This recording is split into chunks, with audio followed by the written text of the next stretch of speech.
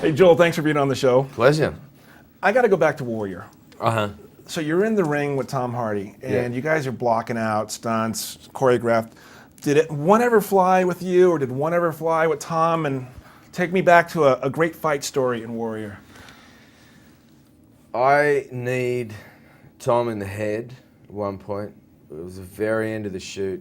We were all very kind of sweaty and glycerin and all sorts of stuff. And it was like, we'd been fighting, it seemed like, for months, you know.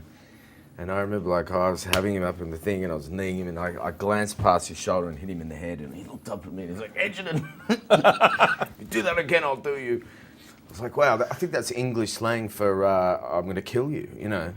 But, you know, we looked after each other pretty well, you know, but definitely some punches and some kicks went through and every time it happened. And I could be pretty clumsy. I was like, oh, man, I don't know how many apologies I owe Tom.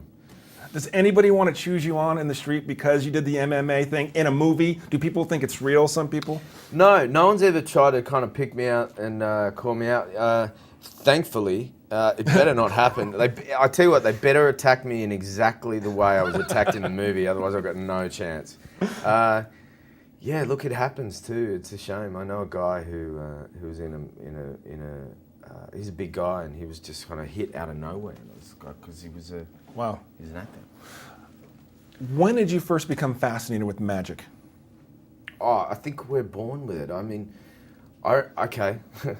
just had a flash of a memory. It's not a great memory. I'll take it. I'm going to tell you.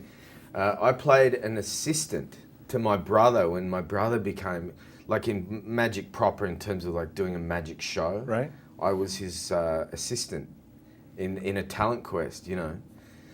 But I'm more fascinated in what you're talking about in terms of like enchantment, magic, things that aren't possible to the eye of an adult, but a child will just willingly accept. Mm-hmm. You know, and the beauty of it is if we don't accept it as an adult, once upon a time we did accept it, we were a child. And that's what I love about the terrain of these movies is that we love the conceit of magic because stories are much better when they've got a sprinkling of magic to them. Yeah, but they could be fables and teach us something more. I understand that you were doing magic tricks for CJ. Is there any truth to that, or is that false? Yeah, but I'm a one-trick pony. What's the one trick? It needs a little preparation. I can make some like dust or something kind of jump from one of your hands to the other hand, you know. That's cool. Yeah, but I'm no, you know, who's that guy? What's his name? He was married to Claudia Schiffer. Quick, before I stop floating. Claudia Schiffer Seal? No. Someone knows. Come on, name it. Copperfield? Copperfield. Yeah? Yeah, I'm no Copperfield. All right, you're doing just fine. Yeah. You're doing. So let's talk about the magic of this kid, Timothy Green, the character, and then ultimately CJ. Wow. Well, the two are always linked. I always think a character and a person are always, the person that plays them are always linked because there's a reason why they're cast, you know. Mm-hmm. CJ is magical on a human level. He's just very inquisitive. He's quite ethereal. He just ran in here. I see how fond you are of the kid. Oh, yeah, we like each other a lot.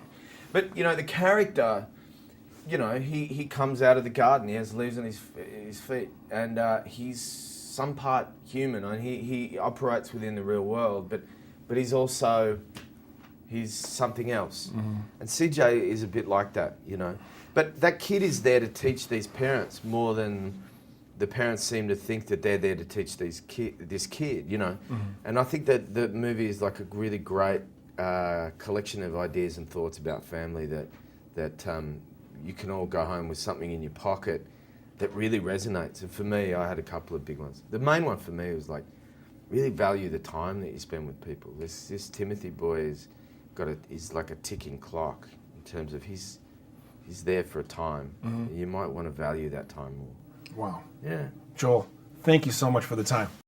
Thanks, man. Appreciate it.